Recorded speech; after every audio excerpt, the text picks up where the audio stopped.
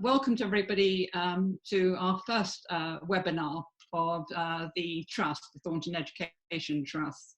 I know I cannot believe it's most probably the hottest day, well it is the hottest day in the last 6 months, and yet we're all inside, or some of you managed to be outside in a nice cool area joining us. So wherever you are and whatever you're doing, whether you're with a drink, coffee, tea, whatever, beer, welcome here.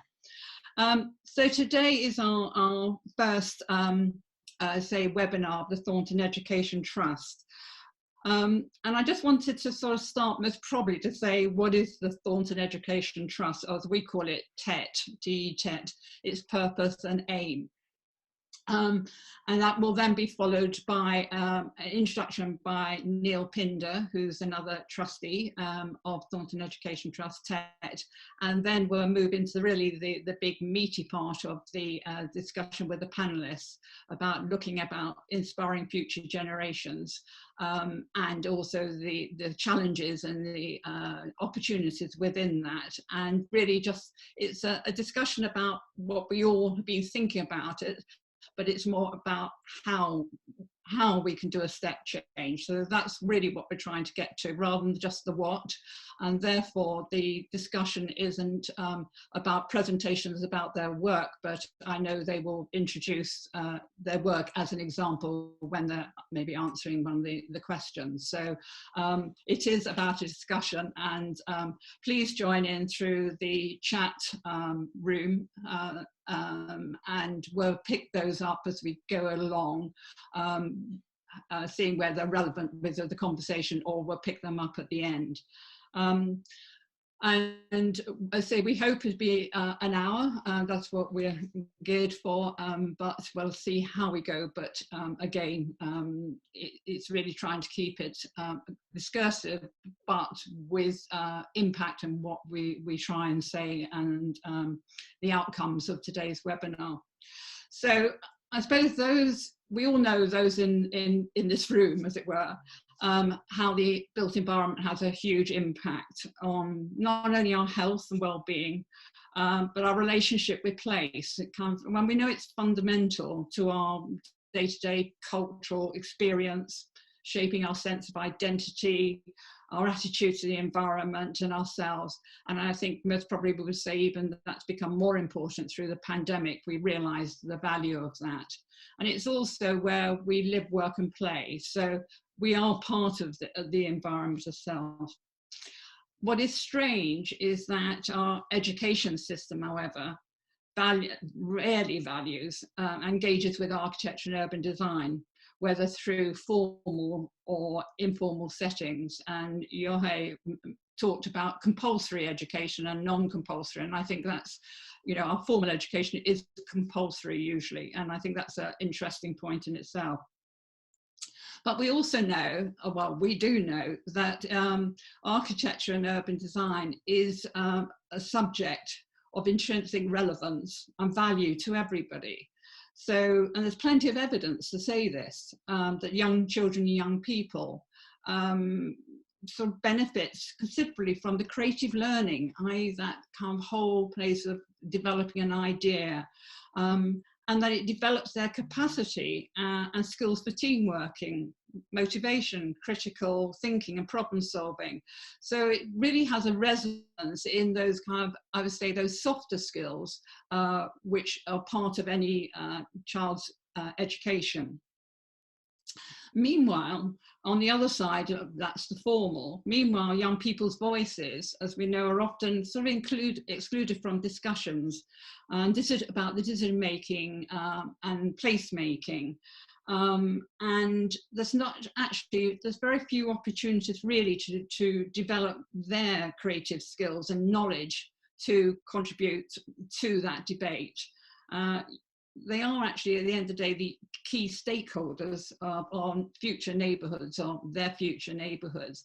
And yet we, on the whole, don't engage that much. Now, having said that, everybody most probably in this room have done some engagement or not. So we are actually sitting here most probably talking to the converted rather than the unconverted, but we have to start a process.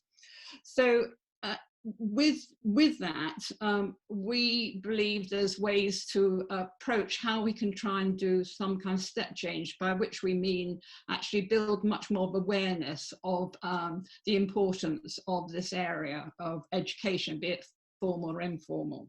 So we're hoping with everybody's help, we want to try and close that gap a bit. Really by growing our what we call as our Inspire Future Generations program, and that's in a way to recognise and support those and celebrate those practitioners and teachers and practitioners, being it in the built environment, and also companies who are also doing a lot of work in this area, plus creating, I would say, some kind of roadmap for practical solutions to bring about this step change. I think we've always felt that, you know, sometimes I think our motto is really small action, big impact.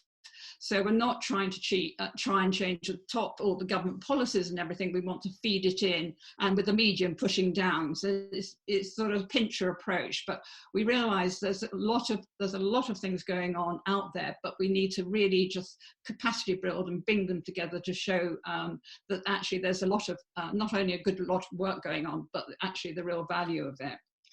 So just to say, we don't see ourselves as a practitioner. There's plenty of everybody out there doing some great stuff. That's not our role, but really kind of gluing the different parts together and create a platform for best practice and knowledge sharing, and helping to drive forward topics and concerns that actually are sharing. And today is sort of one of those kind of sharing discussions, webinars. So we're not trying to make policy, as many exist already. You know, we can look at those as such, but we can add knowledge and experience from yourselves and ourselves to that network. And we know, for instance, that, you know, one time the Arts Council used to have architecture in its portfolio. It came in, went out, came in and went out, and it's out at the moment. We had CABE, and that came and went. We have the Design Council, which has taken up the mantle.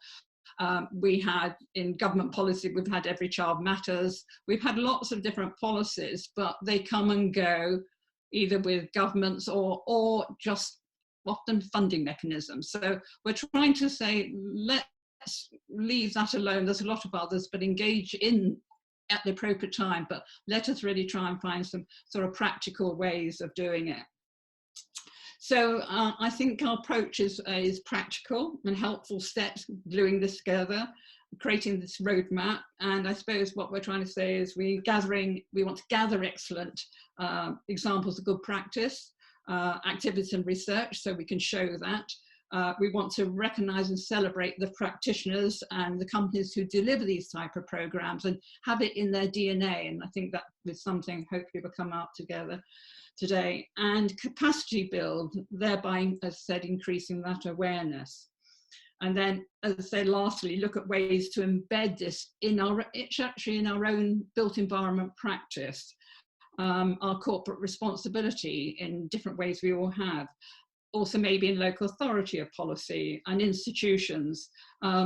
So we're trying to keep I'd say quite a narrow focus, but as we know, it's actually a big area when we talk about the built environment, placemaking, architecture. We have all these words. So that's really why we've sort of decided to create this not-for-profit. And we've also given ourselves 5 years in which to make a difference, because we also believe that if you're not making a difference and you can't see it, you shouldn't be in play. And the second thing, if you've succeeded, then you should also leave the room as well. And I think that's always important to remind ourselves for our own DNA. So the other thing I'd just like to briefly talk about, because I know I've been asked to say a few words about it, because really about my background. many of you know, I think, that I established and set up Open House London, and that was, believe it or not, 30 years ago, which is quite frightening in itself. But it was to engage the public in a conversation about their environment, the architecture around them, and actually trying to have a say in it. So that was really a small action. And I think it came to being a relatively big impact, and it now is in 46 cities around the world as an open house worldwide network, with most probably over 1 million people taking part in that one activity. And they are all independent organizations. And Open City, from Open House, which is what I set up, which moved into Open City, actually is taking that into another level, which is great. But in that public profile, I was always asked, so what else do you do the rest of the year, most probably, and the team and colleagues. But actually, we were doing a lot in the area of education and looking at long-term programs to create and develop long-term programs, either formal and informal. And the long-term was really important for us, because we've seen, and we still see, that we create programs, but be it funding or whatever, actually they stop, they finish, and then those who've been receiving it will say, so what next? And you have to say, well, there isn't any next at the moment, be it the funding or the program's finished. So it was really important for us to actually create long-term programs. So those who were receiving it, being the teachers or the kids or our partners, knew the next year we would be there and there and there. And hence why we started programs like calling it a ladder of learning, from architecture, in fact, first the doctor school, architecture and schools for primary and secondary. We also moved into accelerating to university to give a better playing field. And we also looked at My City Too, i.e. youth engagement, about actually creating a manifesto from what they want. And all these programs still continue over this last 20 years as such. So really, hence my particular interest in this is, but we've always been doing it, or I've always felt we all are doing education or learning. It's just different approaches one can take. And those were the approaches that I and my colleagues, we all felt this was the right way to go about it. So, so that's where I've come from, for those who don't know. This was 2/3 of our work, most probably, and I stepped down 5 years ago. So this really has been mulling over, asking one question, actually, will this have any impact, setting up this not-for-profit?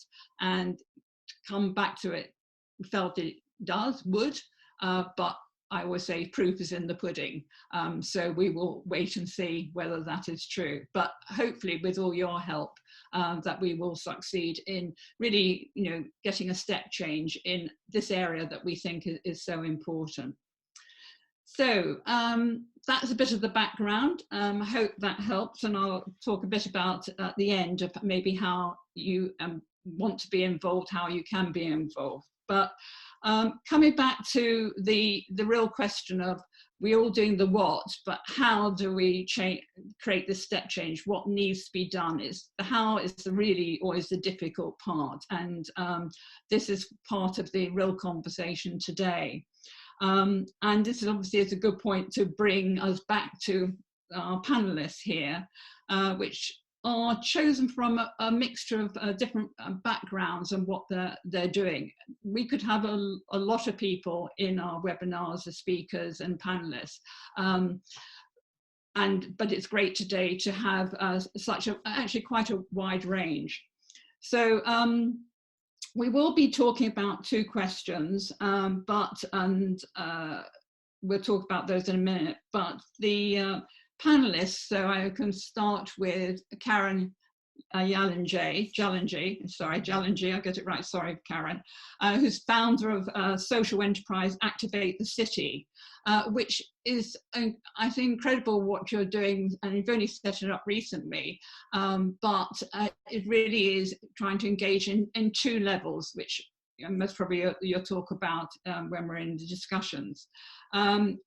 Jorge Raedó, founder of Osa Menor and Colombian-based arts education organization, and written, I have to say, a lot of work and done a lot of in this area. And this is maybe quite interesting. There's a lot going on around the world, and we can learn from everybody else as well. So though this is sort of a kind of a UK initiative, it's only UK in terms of maybe on some of the formal side of it, or policy, but we can learn from other policies, other ways of working, and I think that will be very important for us when we create, as we create them and capacity build this network.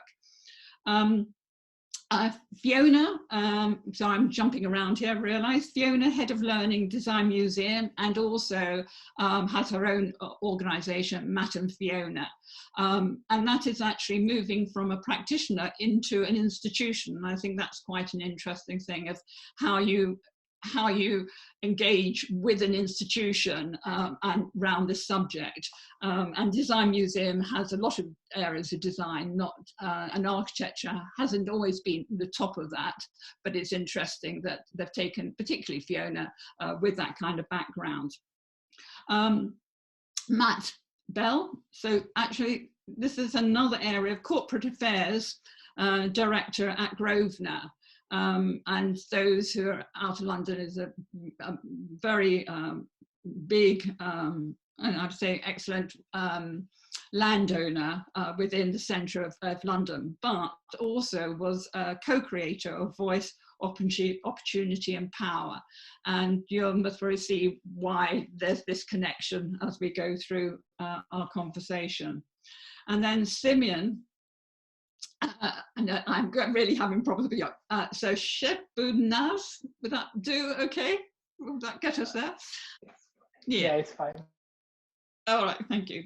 So worked at Birmingham City University, and there's actually what has been interesting. He's been doing research into our area, though didn't start from that. And I would say when one's looking at research of policies or research into academic research into the area we talk about, there's very, very little. And when it comes to children, it's even less. And having done an MA and you picked up that subject, I was in a way horrified to see, talking to Simeon, that that's still the case. There's still so little in there. And I think that is one of the step changes that really needs to happen. And maybe we can also see about how to do that.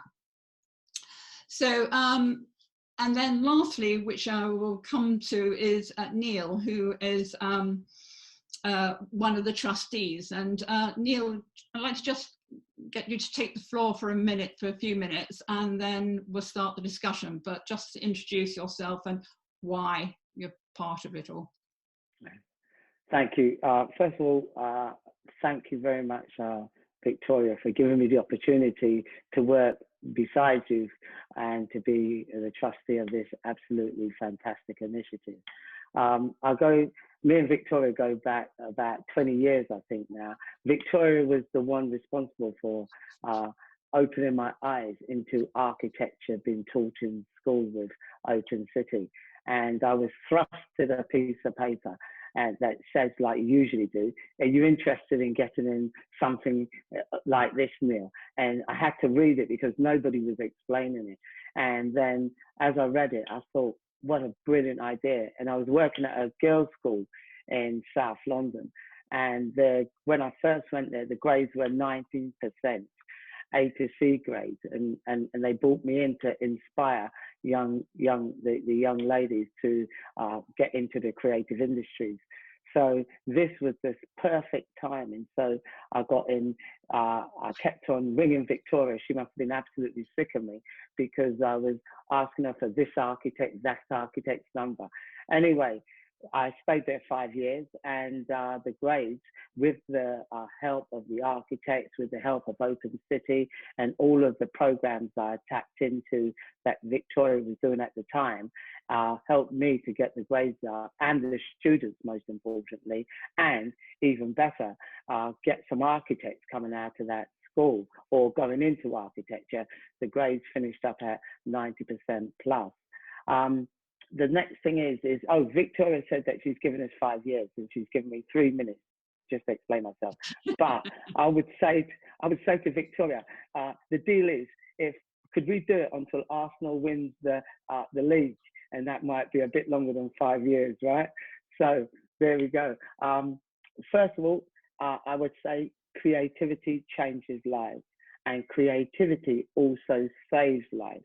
So initiatives like what we're doing now will only engage more young people from, and I use the words non-traditional and traditional backgrounds, to get in similar industries. We want our young people, and I say our young people in the broadest sense, to have an ownership of their society, to have an ownership of how their environments are decided, built, and where and what houses go where and what, instead of it being thrusted upon them. And I think once we engage in this discussion with young people, once we infuse them to get into the architecture, the arts, the built environment, we will only have a richer, more diverse, economically, socially, racially, religiously integrated society. And it's only by initiatives like what we're doing now will we ever start to move ahead.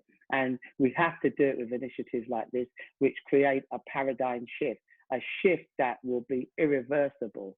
And I know I'm out of time, but can I just say a big shout out to Fiona, who I've worked with as well, and she's absolutely amazing, and she's always smiling, and she always picks her phone up to me sometimes, most of the time when I ring, asking her for a favour. So there's 2 people that I have big shouts out to, Victoria and Fiona, who I'm always asking for favours, and now we're at the table, shall we say. Thank you. Thank you, Neil. So that's a great start. So getting into the question, just a bit of housekeeping, and then we will actually start on the meat of it. So just as know that the session is being recorded, and we'll share the link via email next week, and also on YouTube. Please use the chat room to ask questions of the panelists, and mentioning if it is someone specifically. We will select some of the questions as they're posed, or at the end, as I said.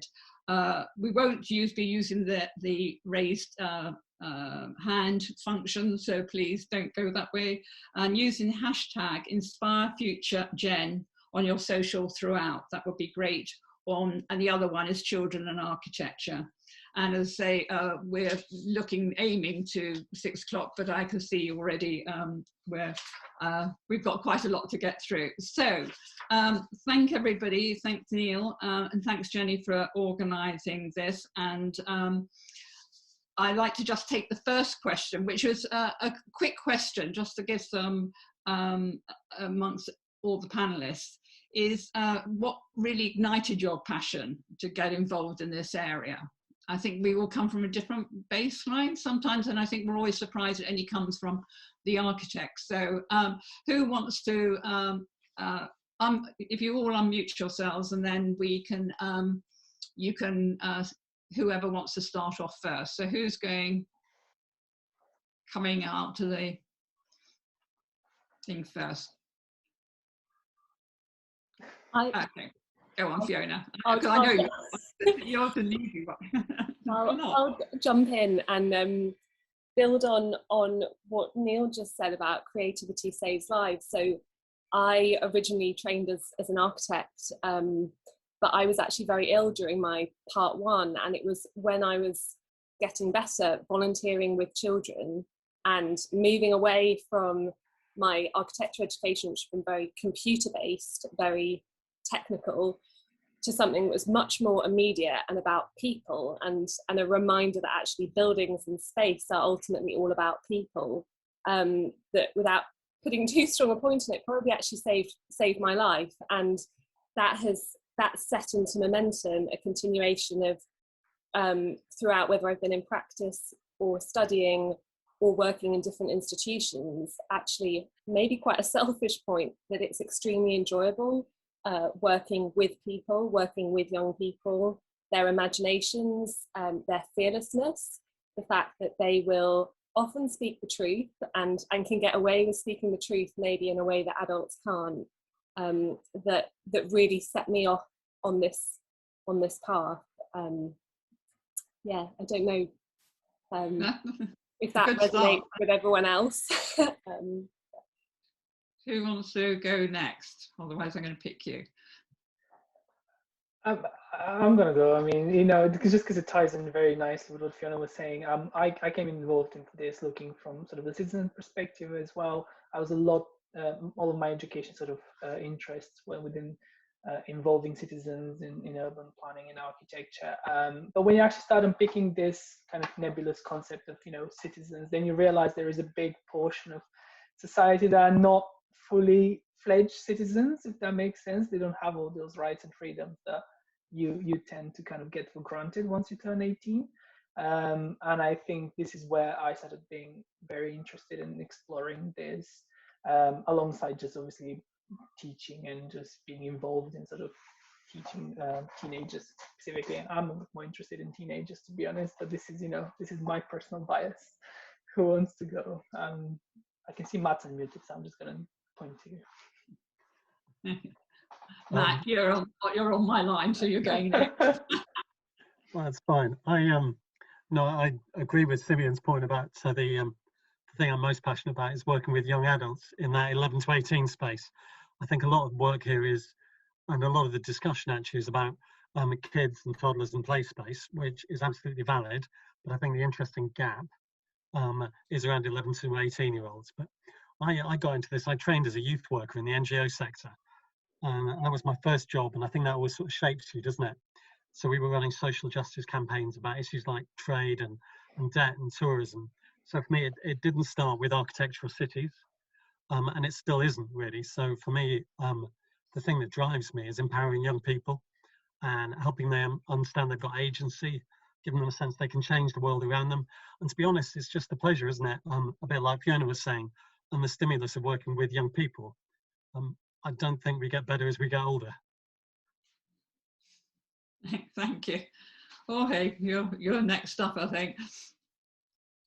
Okay, so I work with children and for children because I feel myself useful to society, and I wake up in the mornings happier thinking that I'm doing projects for kids and with kids than for adults. I was, a lot of years ago, I was working in Catalan theater, professional Catalan theater for adults. And by chance, I made a project for kids, what is architecture, to approach architecture, and enjoyed that a lot. So it's an egoistic reason, no? I feel happier. And that's what I do now. That's the reason. Great. It's always about a passion at the end of the day, isn't it? I think. Absolutely. Karen. Yes. Hi everyone. Yeah, so for me, I think going back to like when I was 14, so I remember like just out of randomly, I got to do like a work experience at an architecture practice. I didn't really know what architecture was at that point. I just had an interest in art.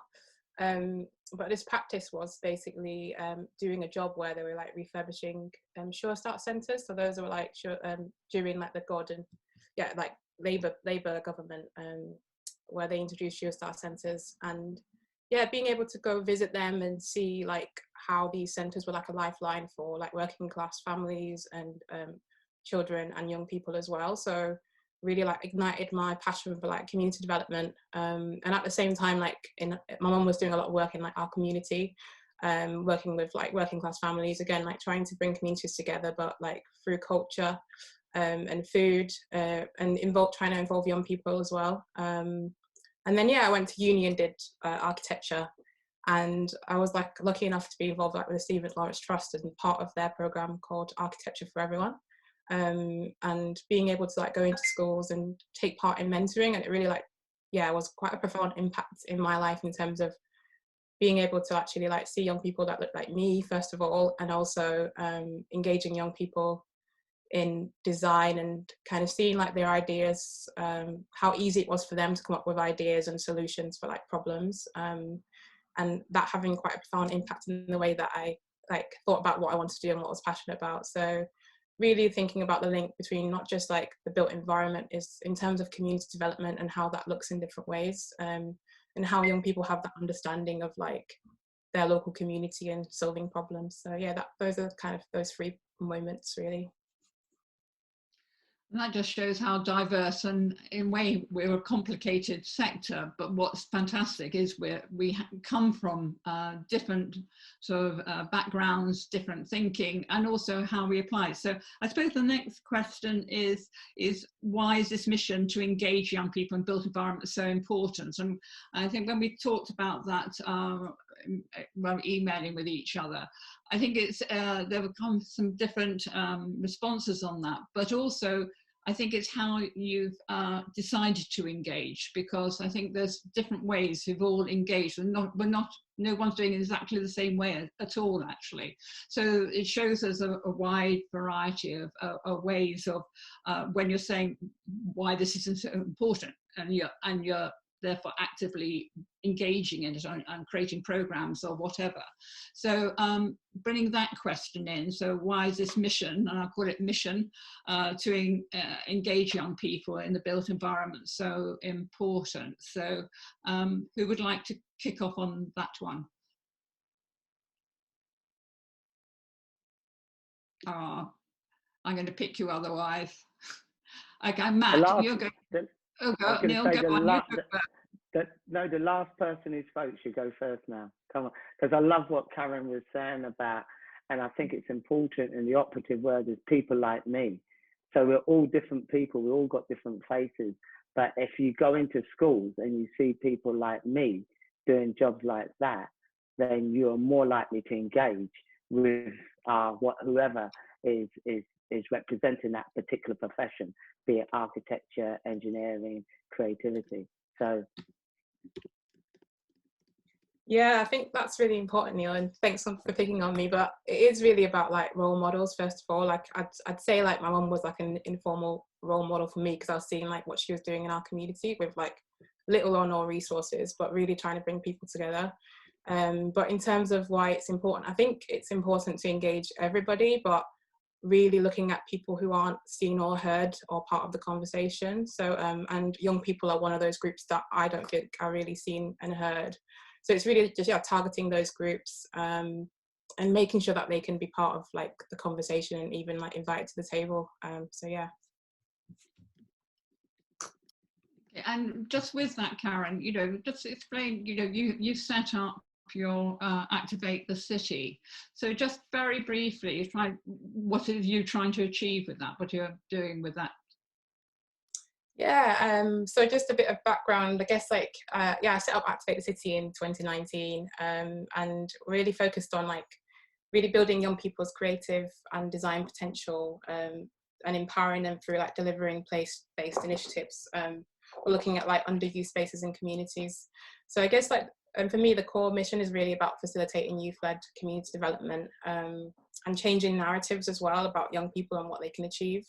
And focusing on areas and communities like places that I've come from that are like negatively portrayed or economically deprived, and really centering the conversation around like people already doing stuff on the ground, like how can we like collaborate with them to co-design and deliver like initiatives by working with young people. So it can be like delivering workshops and running programs, but really equipping young people with like that, using their like kind of potential to create change.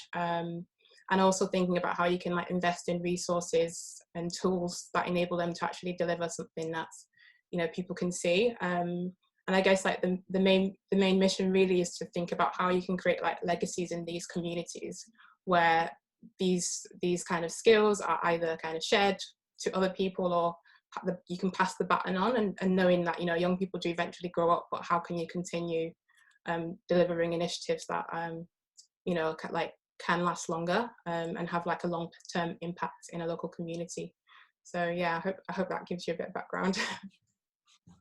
No, that's great. And I think that's that point of leaving a legacy is actually ensure you embed that in your own programs with them, so that at the end, it's, as I said earlier, it's great, so what next? And they need to take ownership of it, and it's that co-design, co-production, but really that they feel that they now have the tools and language, as it were, more informed, so they can actually build and create their own as well. And I think that is what is fantastic when that actually happens. And it'd be great to see that always happening. It happens sometimes, but not always, I think, in my experience. Fiona, you were kind of nodding there, so do you want to talk about why? And actually a movement to design museum as well, with other institutions you've been as well, so. Exactly what Karen was saying about the importance of legacy and really the impact that process can have. So this isn't just about making a better built environment, but this is about the impact that it has on those young people who will go on to be adults and whatever career they choose to do. That what Simeon was saying earlier, that they are citizens who have the tools and the confidence and the curiosity to engage and feel that they can be active change makers. And maybe that's actually one thing that's most interesting when I think it's becoming more and more, and rightly so, debated within architecture, is how the process of actually making space rather than just the finished, polished space. And the process from start to finish has to be thought about, has to be designed, has to involve people, or the end product isn't going to work and serve its community.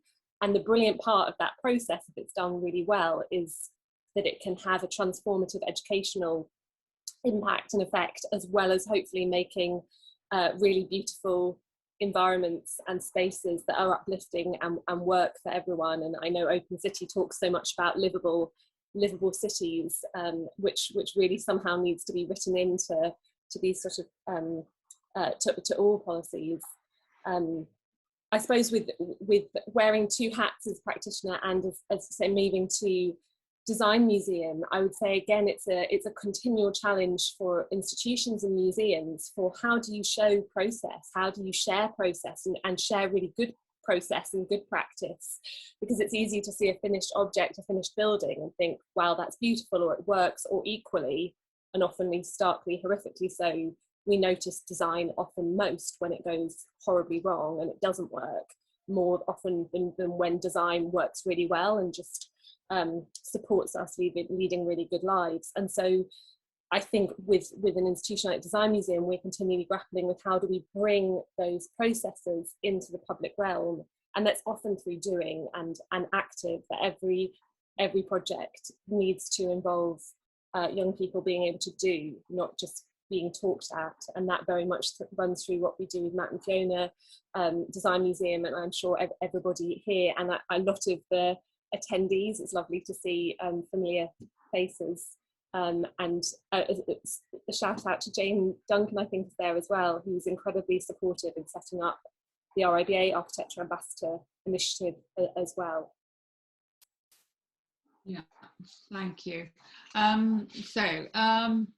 Matt, you're it was interesting. Yeah. I hadn't realised you come from the youth side. So, and actually, Neil's come from as a youth worker originally. So it's interesting, that real connection, which maybe isn't so surprising. But and I think the thing that's coming out from a lot of what people are saying is that this is a social agenda, not a design agenda at the start. So the built environment is obviously a key bit of the jigsaw.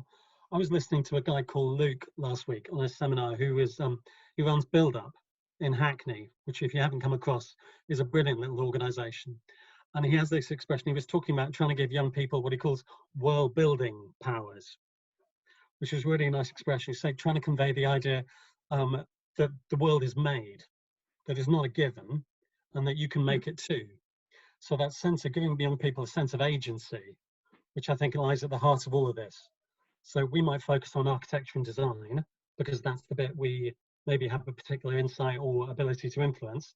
But actually this is about society at large, and whether we see young people as kind of like an irritant or an obligation on the one hand, or an asset and a strength on the other. And there's quite a fundamental bifurcation there. And I'm not sure our society at the moment is quite sure which way it sees them. So if you're in the former camp, then this is the space where you need to be in terms of giving people the built environment education, partly because it's kind of the most tangible example of power, is what I always think.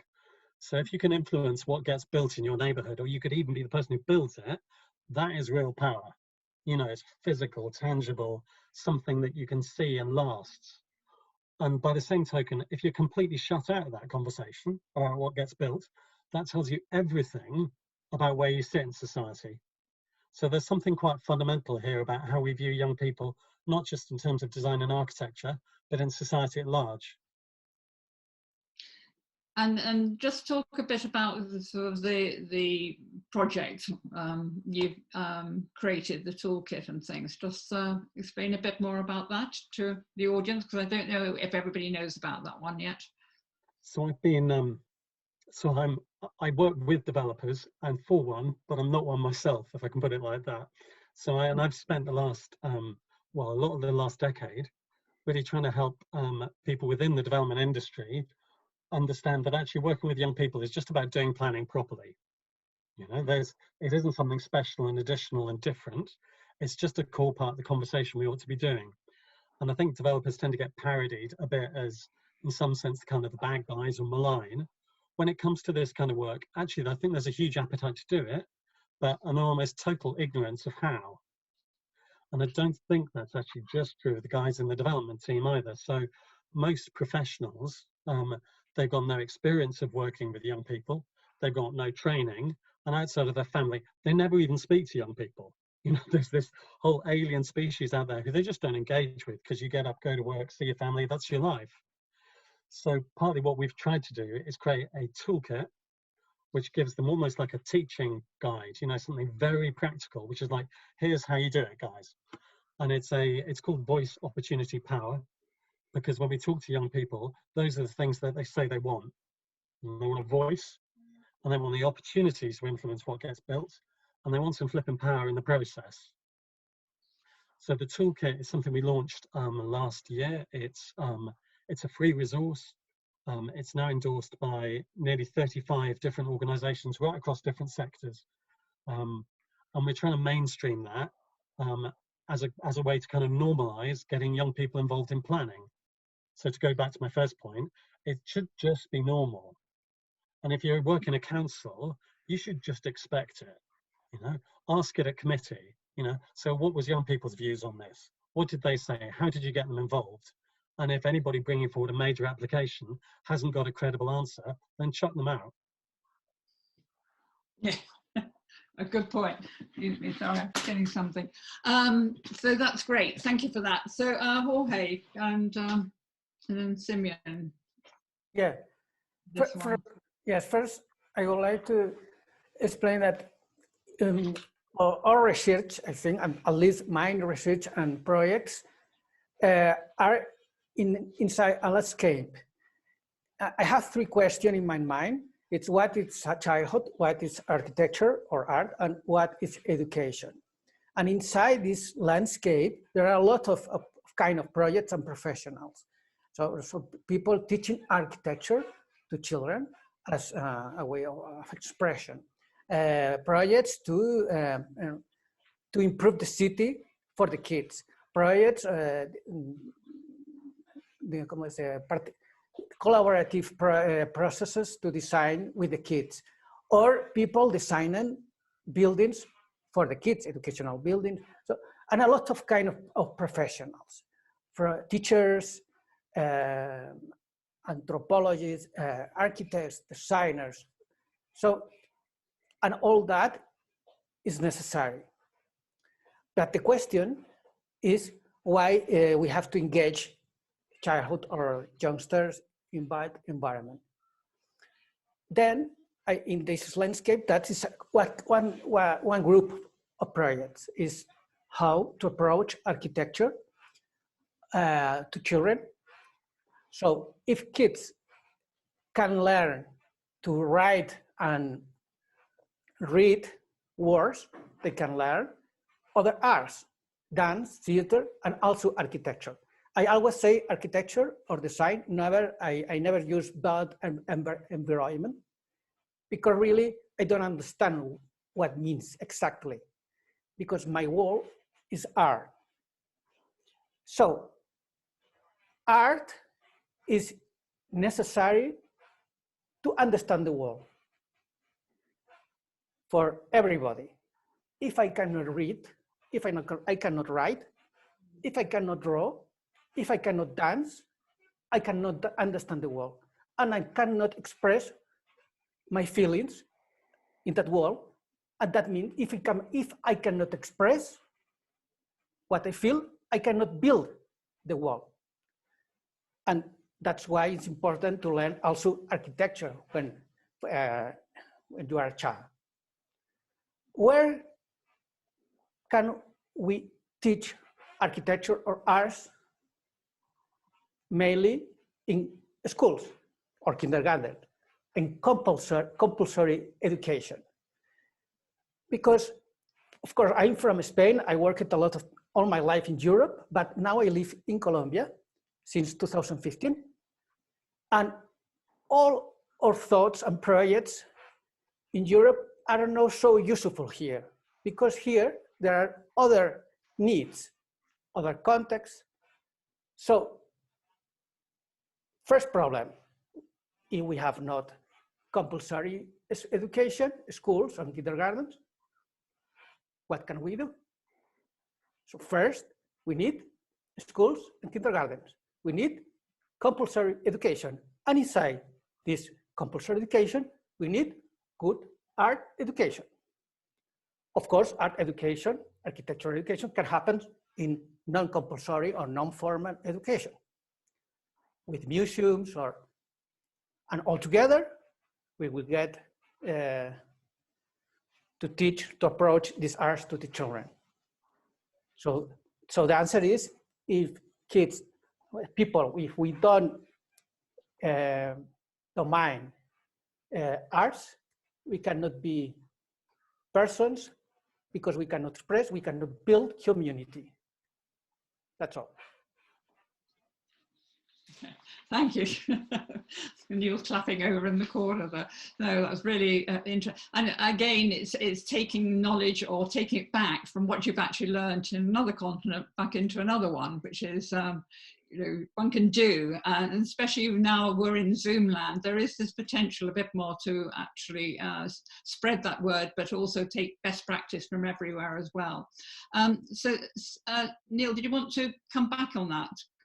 No, I'll just wait till Simeon talks, and then I can try and connect everything together that I've heard. That's fine, Simeon. So you're the next one. Yeah, I agree with everything everybody has said. And maybe I'll give you a bit more of my sort of understanding of why that mission to engage young people in the built environment is so important. I think it's because it's at the moment the way we produce built environment.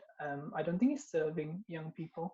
There is a real good quote by an author called Ursula Le Guin when she's talking about her work and how all her publishers basically put her into the young adult novel on the shelf when she obviously wrote her books, specifically when she wrote the Tales of Earthsea. And she didn't write it for young people, but where she talks about that, she talks about the fact that young people recognize themselves a lot more in that fantasy landscape, in the idea that there is an alternative to the way we live at the moment, and the idea that we can actually imagine our futures and imagine our contexts in a different way to what they are, kind of presented to us. And as somebody who spent sort of my youth playing World of Warcraft, I kind of really resonates with me. But when I went to architecture school, my tastes were wrong, or I should have liked different things to what I liked.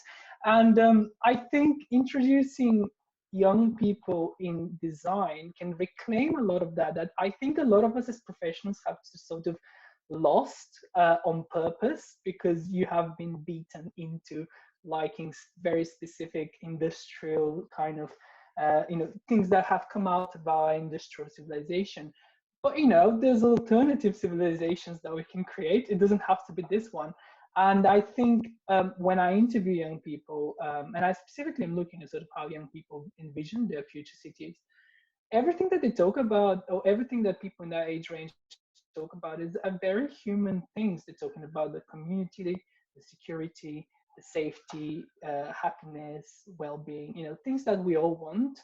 And I think we don't prioritize those when we create buildings or architecture at the moment, at least not us as like professionals. So I think this is where I see that mission as being very important, because actually just putting that critical voice within that process can really challenge you and can bring a bit of that kind of wonder that maybe you had when you were younger, and then suddenly you decided that no, actually hiding, making everything gray and sleek is amazing. And it is, but also it doesn't have to be the only way you do it. But yeah, that's where I come from. Yeah, I mean, we're all from different areas, so Neil, come in. Yeah, I mean, I agree with so many things. There's so many synergies that just goes on with all of us. So Jorge is in Colombia, and what he's saying, I could totally relate to. Matt, who was a youth worker, he's like my soul youth brother, because I basically did all the same things that he was doing. And and what Karen's saying, what Fiona's saying, we all saying exactly the same thing. But one thing that, and I would pick up on Simeon, I think youth has been engineered out of us. This is why the kids think I'm crazy, because I'm still like them a bit. I get in trouble nearly every month in school because I'm doing something wrong. And the kids see me taking a walk of shame down the headmaster's corridor because I've, done something, let the kids be creative, but I take the blame. And I think in the buildings, in the environment, everything gets engineered out of us into this socially acceptable adult, that when we go into a room, we've got to be like this. And when we do this, we've got to be like this. And our drawings, our pictures, our buildings have to be like this. And what I try and do is show kids, students, loads of different videos of everything so that they can make up their own mind. And I'm going to unashamedly just give a little plug to an initiative that I'm doing. It's called GLAM. It's called GLAM Goes Global, and it's Gucci, Louis Vuitton, Architecture, and me. And Professor Harriet Harris from the Pratt Institute, and who are big up there, she called it a Trojan horse. And the reason why is because one of my students, and this is how it came about, one of my students, she came to me as a textile student, and she was not achieving her true potential in her textiles lesson because she felt not engaged with the other students there. So she came to me, and literally she was like a sponge. I kept giving her loads of information, and she kept going away and doing loads and loads of work. So it made me think, how can I engage this young lady into being creative, and still being creative, and engage her with my architecture students that I had. And I remember she went to a college or university open day, and they looked at her work and said to her, "You'll never be a fashion person." And she came back to me totally shattered. And I said to her, "Don't worry, I will think of something." And all the kids know I bling a bit. I wear a bit of Gucci, I wear a bit of Louis Vuitton. And I even tell them I'm a champagne socialist. Don't condemn me for that, right? So what happens, I merged the two together, fashion and architecture, and called it, through another architect, I thought of the name Gucci, Architecture, Louis Vuitton, and me. And then this other architect who I worked with called Ramsey Yasser, he said, "Why don't we call it Gucci, Louis Vuitton, Architecture, me?" And when kids see that, all they can see is the Gucci, the Louis Vuitton, which they relate to. And as Karen said, is we got to connect to people who are not necessarily connectable, unreachable, or who are seen as on the outskirts, but they are much on the inside, because when they see these names, these labels, suddenly they want to get engaged, and suddenly, before too long, they're starting to design. So we've got a program called GLAM Goes Global, which is going to be in the third one is going to be in July, and it's about wearable architecture. So before too long, they're learning about maths, they're learning about being creative. They're learning geometry. They're learning texture, material, joining. They're learning what fabric's about, etc., etc. And this is how you get them in. You don't just get them in by giving them a vertical curriculum. So yes, we have to learn ourselves just to be a bit more young again, you know, to remember that we was 16, 17, 18, 19, you know, once. And what was we doing when we was, obviously we didn't have the internet. I mean, I didn't have the internet, you might have, but we didn't have the internet, the social media, but we could use those because that's what their language is. We could tune into them, but they've still got the same sort of expressionism. They've got the same naivety. They've got the same hunger, thirst for excitement, adventure that we had when we was that age. And that's what everybody's got to remember. If I could say one thing, remember that. Okay, thanks, Neil. And Matt, you've actually got your hand up, so I think. Well, so the problem here is that Neil's not normal. Yeah. In a perfect world, we'd have a little bit of that DNA and just put it everywhere. And I love all of that, Neil. You're totally inspirational. The issue for me is that some of this, what needs to be done is training the professionals. So I'm part of a new network which just launched in January called Collective Community Action. And one of the work streams we're doing a lot on is around education, so very much in this space. And we're just starting to do a survey of architecture schools to see how many of them train or do a module on civic or public engagement. And I don't want to prejudge the answers, but I have a funny feeling the answer is going to be not many. So you have all of these people who are brilliant technically at architecture and design and go on to hold positions of huge influence, but the kind of skill set and the curiosity and the kind of panache that Neil brings, you know, it's just not there. So a lot of what we need to do is to get this not into the school curriculum so much, but actually start with getting the training of the professionals so that they kind of see the opportunity and the fun and the excitement and the way to express their vocation through civic engagement, and particularly with young people. So architecture schools is a really key bit of this. All those professional institutes, the RTPI, all of the people the built environment professional training institutes, there's a real challenge for them to start having a module or whatever it takes, a bit in the jigsaw that is about civic engagement and teaches the professionals how to work and the value of working with young people. And that's a great segue for the next question, because it really was about the how. And sometimes we talk about, well, we do more programs, but how do you try and embed it either into your own practice or into a company? So it's a good one to start with, to say the how. So this question is really to the panel, is what are the mechanisms we do that? It's about capacity building our own, as it were, sector through the profession, looking at developers as well and how to do that, the profession itself, the schools. You can talk about, you know, local authorities with child-friendly, the child-friendly policy, city policy, and embedding that. So there's a number of ways. So maybe we can just talk a bit about that, because it's how we capacity build is really how we have it's like trying to create some roadmap to say, if this this group engages that way, another one is that, we will then build up this awareness and have that step change. But it's we need sometimes, it's a bit like communication, often you do it. Internal communication is harder than external communication, and I think this is one of the things. One of the questions, we've been having loads of questions, we're trying to catch up, but maybe this one comes back into the university to just start this section off. Through our engagement and co-design with young people, we witness a great amount of interest and enthusiasm in architecture. However, there are few pathways into architecture education, and much of this is untapped. I can't imagine another vocation where there's a greater difference between what is on offer in further education and higher education, further and higher.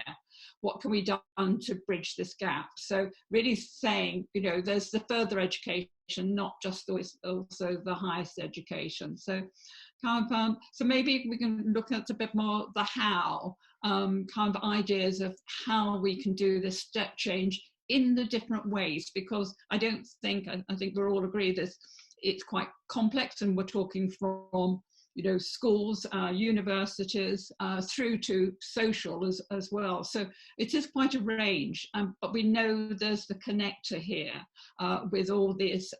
When we're talking about the built environment, we're talking about how we are in it, we're part of that. And actually, when we're looking at architecture, it's being done to us constantly, you know, so how can we be part of that rather, and if it is being done to us, those maybe professionals, developers, whoever, planners, etc., actually recognize that who their audience is sometimes a bit more, and that it's there for a long time. And I think that's the other thing with architecture, is it's there for good on the whole, or 30 years or whatever. You can't put it away and think, well, that's fine, we'll do it again because we didn't get it right for that community. We have a sort of one-time, usually, opportunity, and you know, it has to be done as the best it can be done. So passing that back to everybody who would like to kick off on education. I mean, Simeon, do you want to? I had some. Yeah, I was going. How would you look at that? What would you think? Is it another course? Is it? And what is? And is it a module? You know, I mean, those are cool things. Yeah, I was going to say. I mean, as somebody who is in academia teaching at the moment, one of the modules actually what Matt was talking about, civic engagement. One of the modules I teach is called professionalism and citizenship, and just that overlap between being an engaged citizen as a professional, I think it doesn't exist as much. On a kind of a, if you talk about modules or type of education, I think is sort of the logic in terms of who education is for. I think we often see it as a sort of a closed, I'm talking about higher and further education, as a sort of a closed sort of loop where it's only benefiting that individual going through it. But, you know, if you look at like life education and life pedagogy, where you actually go outside of the educational boundaries and you engage with the community where you live or somewhere else, you know, pro bono, or kind of actually doing real change for real people. So it's not just benefiting one person going through that process. That's something that for me needs to be taken further into practice as well. So one of the things, the initiatives, also things I've been doing for the past 5-6 years, is the summer school for secondary school kids in Bulgaria. And we get professionals who don't have any understanding of teaching to talk to the student, to the people for a week, and actually engage in that sort of, you know, the students, the teachers don't have any experience of teaching, and the students don't have any experience of architecture. That makes sense.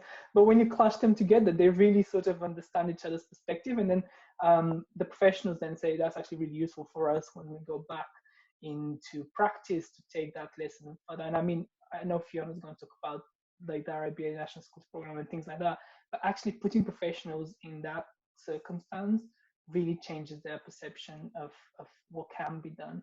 But just stepping outside of your little rut and the boundaries, which, you know, we sort of put ourselves. There was another architect I spoke recently to, Pepper Barney, down south from me, from Birmingham, and she's just gone to her school, local school, asked, can I take a module over? And they've given her module over, and she's, you know, designing architectural education. And I thought that was amazing, because that's what you should be really thinking about your practices, not just kind of chasing that next, you know, sort of big project, but actually giving back to your local community as well. If that makes sense. Great. Can I?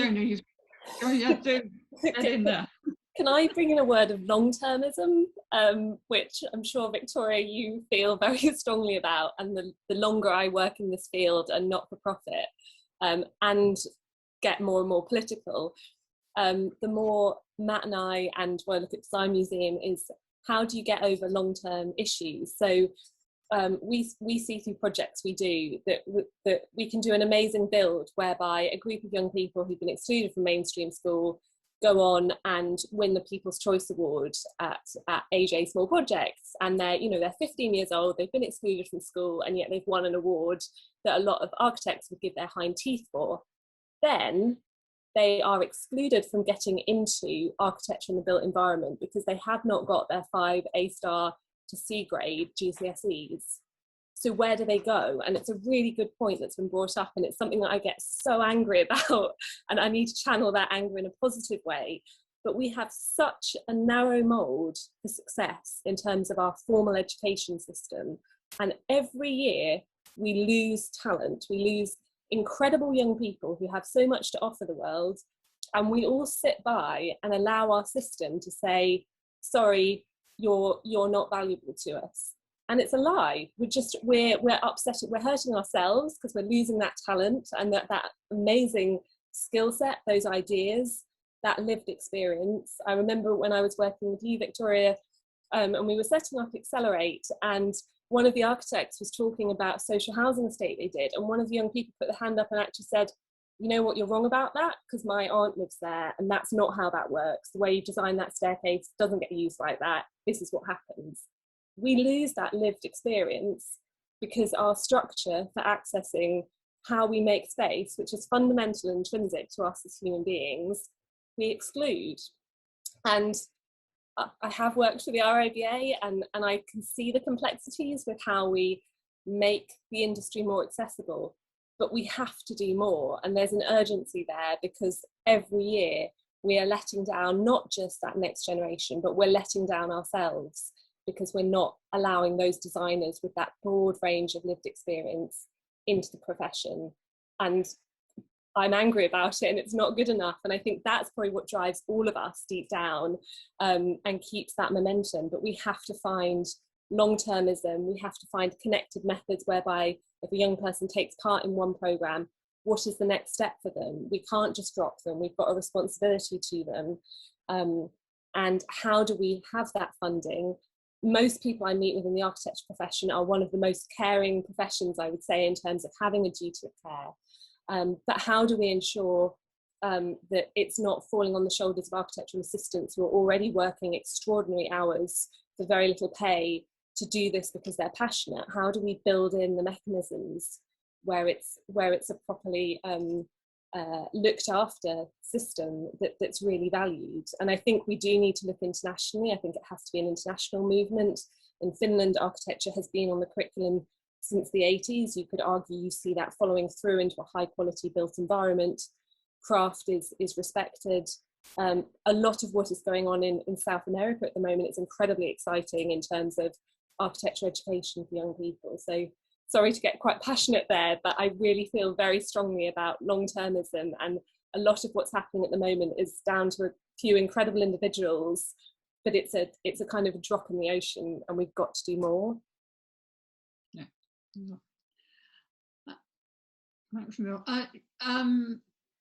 Karen, how do you think? I mean, you're doing programs and you're working. With your programs, do you have to connect with the local authority when you're trying to do those, or it is sort of very independent? And if it's with the local authority, how do you think that can be a step change? What I will say is that we're actually launching like our first program this year, and kind of the process behind it at the moment is starting off with like kind of speaking to young people and actually listening to what they want, and understanding kind of the challenges that they're going through at this stage. And I think my stance is kind of like that we all make assumptions and really doing that work to make sure that, you know, like challenging what you know or what you think you know.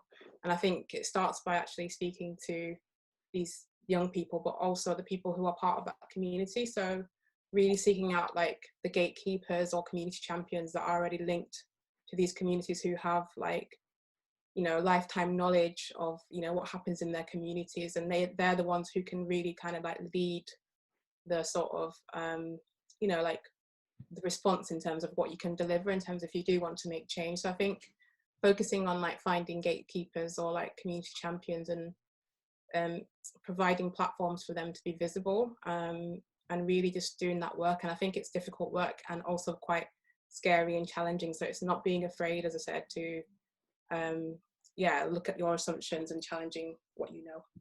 So yeah. And I think it's also kind of replication, isn't it? Because if someone learns, it's like teaching the teachers or training the trainers, that they're taking it on and building that. I always remember when we had the Building Schools of Future program, always tried to instill the idea that whoever was building that, be it the contractors or the architects, that they actually tell those students, those kids, about what has happened. They're proud of their new school, but they actually pass it on. So it's like a sort of a kind of history of it. And the next year comes in and those present kids tell the new kids about their school and why they think, you know, having a new school and how it's worked, how it's designed, and the sustainability of whatever it is, that they could take that on. So each year they pass on that knowledge. So it's finding ways of passing on knowledge, as well as and with the communities, it's actually giving them those tools to be able to do that themselves when one leaves them, that there is that there, but you have to develop a program with them in mind. And I think that is sometimes where, you know, where a bit more work could be done on it. Matt, you're on the sort of, I'm going to say, developer end. And I know you said when we were chatting that as well as the toolkit, you'd started doing some workshops internally with the team about that. How do you think that's a way forward for your particular sector to try and get it embedded more in their thinking all the time? So it's embedded rather than a sort of a nice to have, it becomes a must have within an organization. Yeah, I mean, for the development industry, a lot of the issue here is about culture and capacity. So it's not about policy or funding. So it's trying to create enough capability in the development industry to do this stuff well. So there are very few people who have this kind of skill set or background. So I'm doing a lot of work at Grosvenor at the moment. We've identified a group of 40 staff in the business who are most focused on public engagement. And we've just completed putting them through a 6-month capacity building program to try and make them brilliant at community engagement, including working with young people.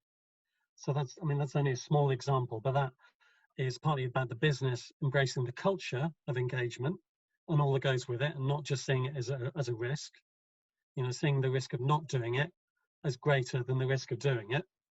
And also then giving the kind of sense of actually enjoyment. I would partly go back to what a couple of Jorge said earlier as well, and a couple of others. Working with young people is just great. It just makes you happy. It adds creativity and joy to your life and your job. So just trying to view it through that lens rather than, oh God, I've got a night meeting. You know, there's a mindset shift for a lot of people in the development industry, which I'm trying to drive a little bit at Grosvenor too.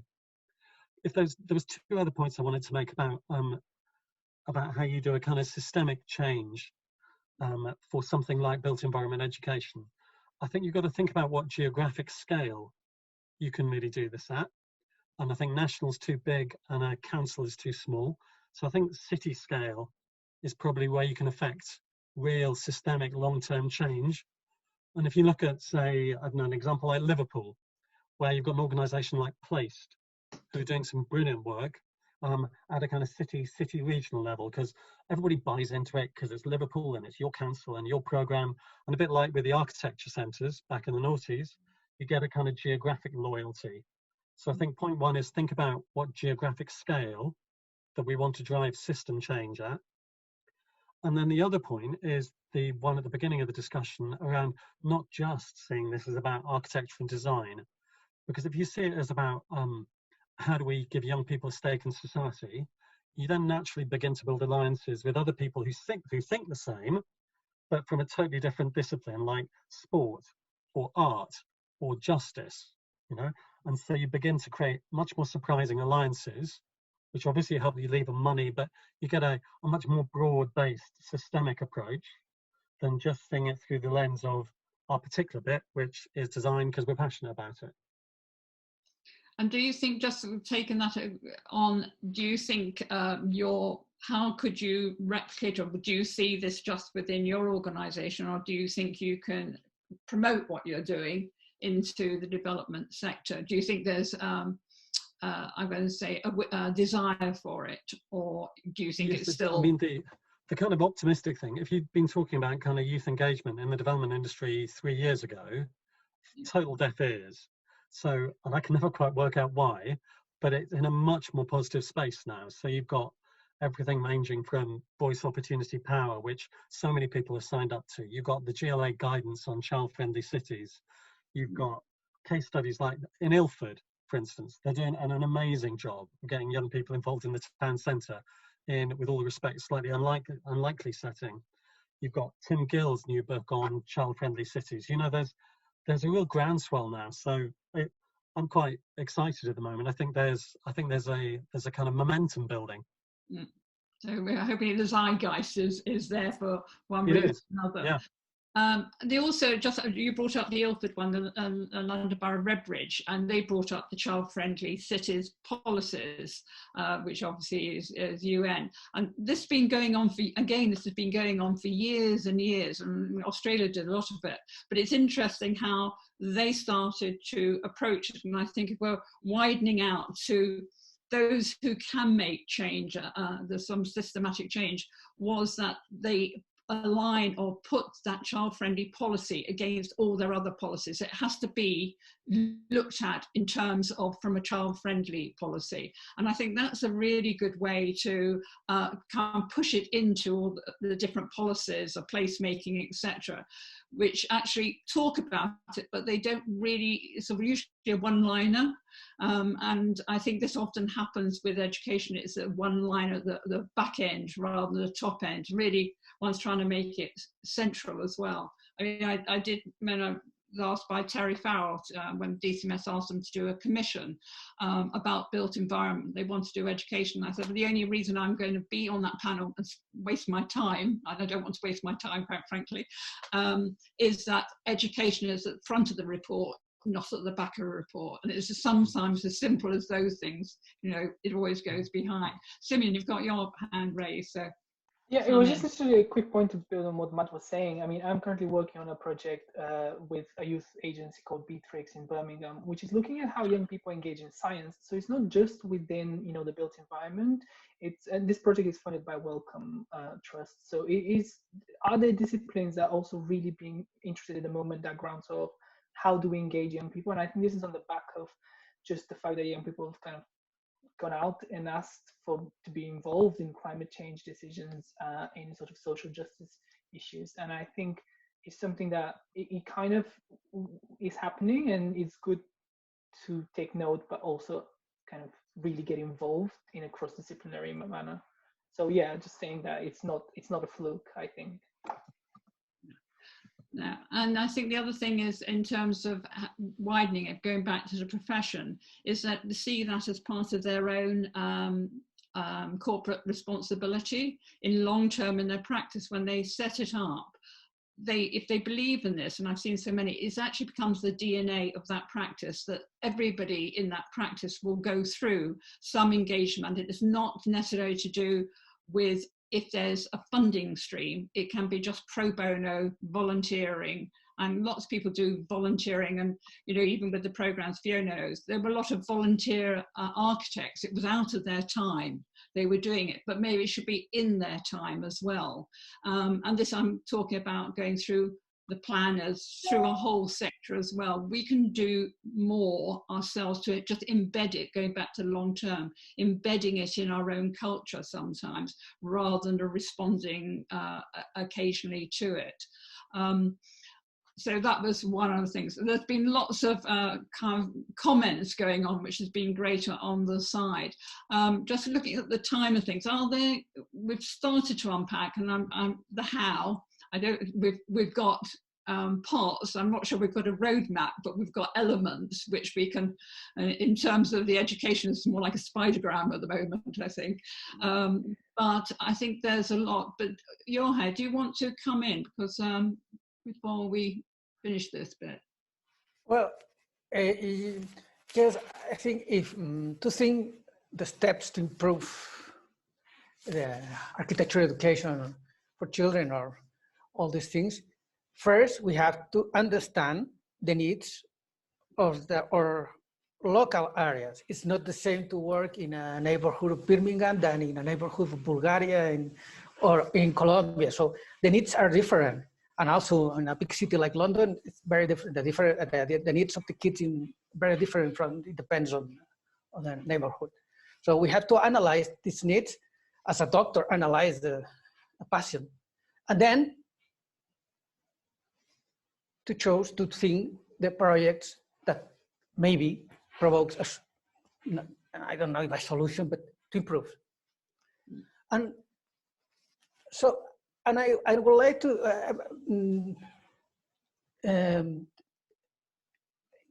every society is it's like a body. And it's very important, the relation between citizens and the government and the power. They are very different.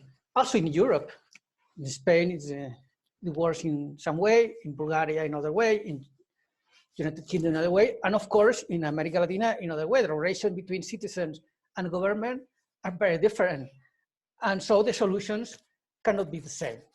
A lot of things that you are saying, your projects or my projects in Europe cannot work in America Latina because maybe sometimes the government, the power, it's very far away from the citizen. The citizen, in some neighborhood, the citizens don't want anything from city council or the state because they don't trust. Trust, that's the key or the clue of everything, of education, organization, and community. And that's also built environment and public space. You can see in public space, you can see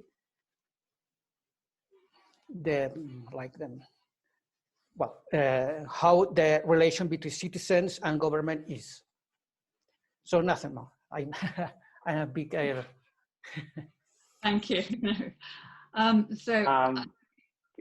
Can I just say that, yes. so if I think of it and sincere, so I've come up with several different words, which number one, how we engage and bring the young people back into to help the other young people come through. And I call this, and this is what I do with my young people, is to get them back to help other students inside school. And I call it the circular economy of education, so that you start them off and they help you, you help them, then they come back and help the next generation. So it's this circular economy of education that we're trying to strive for. And that may be one way of how we can get more people infused into and also be confident that they are learning the right things.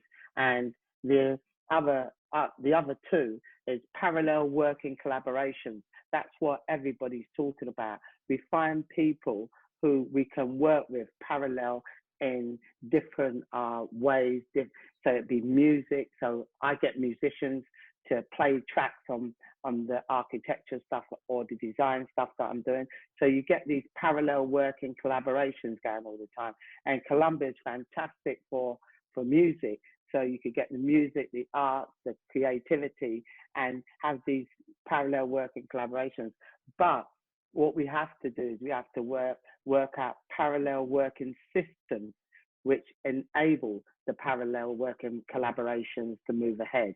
And that's how, in my mind, I've broken it up. Circular economy of education, parallel working collaborations, and enabled to do that, you have parallel working systems. And hopefully that will get you somewhere along the line of where you want to get to. Great, thank you. Well, there's, all I'm going to say, incredible amount of food for thought. This was never intended to come up with all the solutions, but I really do think we've started unpacking this and looking at it in a slightly different way. But as I say, maybe bringing back to Neil's, is actually just trying to look at the steps. And I think this is why we could talk about a roadmap rather than just saying, usually it's too big, or we can't cope with it, which is sort of, you know, let's leave it away. But we have to, and I'll go back to small actions, big impacts. So when you try and do a whole policy and system, and from the top, you know, now it's really from those who are working at it, have a passion for it, but also see how we can make those changes. So when I say a small action, it's a small, excellent action rather than a massive action that has really no impact whatsoever or very little. So our motto is definitely small action, big impact, and actually building this sort of roadmap. Last, anybody? Matt, you look like you want to say something. So no. Okay. So I will bring this, draw it to a close. We've had incredible number of comments and things, some questions in that, but I think we've answered them in our own discussion as such. So I really just like to first thank the panel, because I think it's one of the, I would say, one of the really most inspirational debates we've had on this. We often talk about the what, and we're all explaining what we do, but it's really about how we engage as or how we move this forward, what are those issues, but actually more what the opportunities are, and recognizing those challenges at the same time is part of that. So thank you all very much for joining today.